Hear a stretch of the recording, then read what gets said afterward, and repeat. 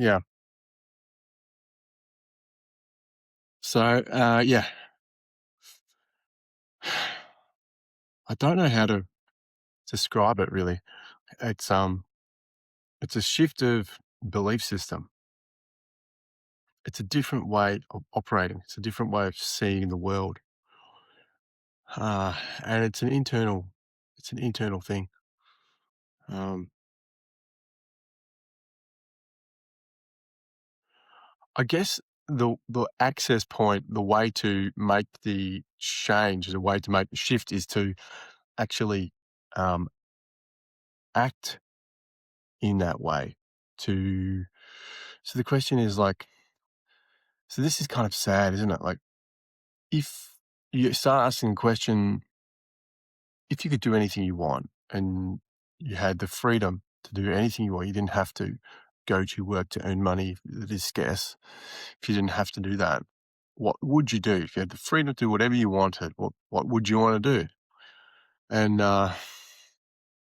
you get back to a point where, like, Jordan Peterson talks about this kind of stuff. What makes you what makes you happy? What would you feel good about? Because just being lazy, let's say, and just doing nothing. I mean, you look at retired people, that's another one. Like the whole story of, I'm going to gather all the nuts and so that I have enough money to do nothing when I'm old. Do nothing, as if do nothing is the goal, right? Well, people get depressed when they leave work. There's a lot of meaning, you know, there's engagement, interaction. It's like purpose. What do we? So Jordan Peterson's ideas around uh, a balanced life and something that is meaningful to the individual. Right? What do we want for ourselves? We don't want to be um, Hunter Bidens. We don't want to be just uh, cretins. We don't want to do that. We want to live well for ourselves at a deeper level. And so if we just do nothing and just drink martinis all day, we're not going to be happy. We're not.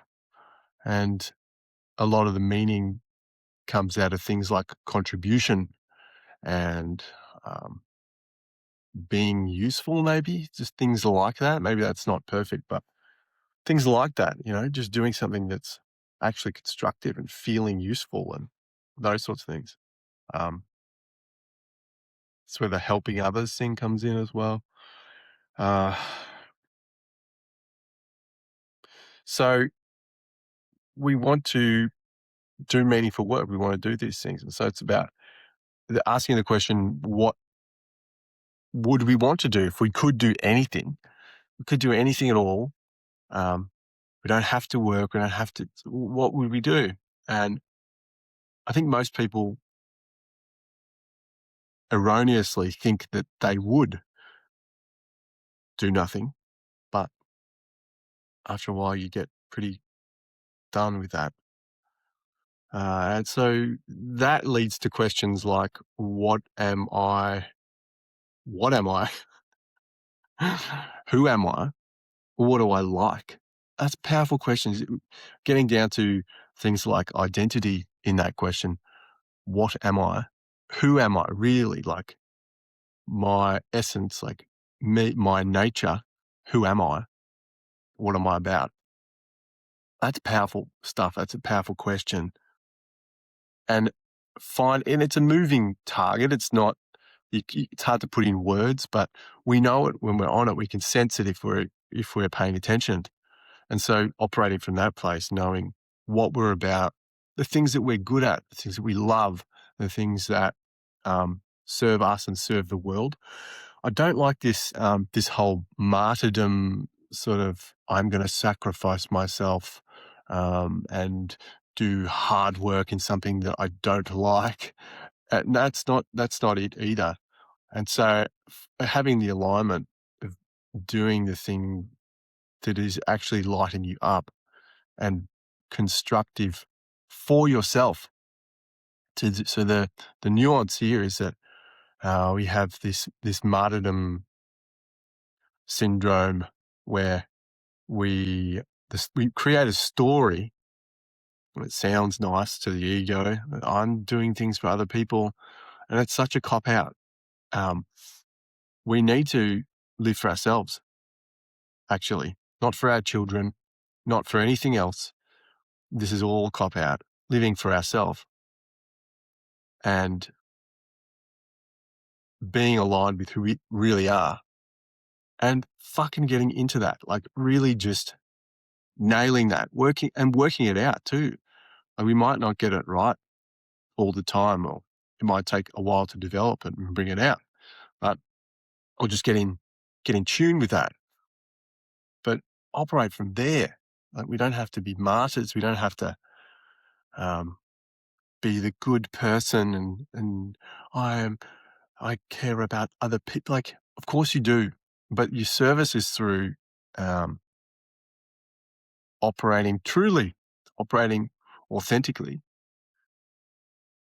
That is simultaneously enriching to the individual, and it's also service to the outside world. It's one and the same. But we pretend, it's like we pretend in this culture to, I'm the goody doing the things for the other people. And so, no, that's not the way. That's not the way. So anyway, there's a lot of things happening at the moment. And yeah, I mean, myself, I can feel it in myself. There's this kind of shifting of perspectives. And maybe it is just surrender, permission, like putting things down, allowing our beliefs to soften a little bit, especially if they're negative. So it's funny how attached we are to our belief systems and our ideas, thinking that is reality. I suppose that's a confusion, even when it's really, really negative. So when you see people that get bad results and how negative their beliefs are, but yet such an attachment, it's like there's a comfort in being engaged with that, or just being with that, because it's what we know, it's what we it's what we believe, it's what's true for us. And even though a better mentality, a better way of better perspective, or more generative, more fun, inspirational, whatever is available, we there's fear in that. I think there's fear in stepping out and putting ourselves, like living your true life is actually it requires a lot of courage. Not really, but it's almost like there's a perception that courage is required. And so doing a different thing, stepping out of, you know, the abusive relationship, or like whatever it is, but it's stepping out. It's actually, there's fear around it. There's fear around changing into a better way, letting go of toxic behaviors, toxic beliefs. There's actually fear around that, any change. Fear of being seen for what we are, fear of failing as our true self, fear of being seen as our true self and then being rejected. Things like that, maybe. So there is natural resistance. It makes sense, but it's still not the way.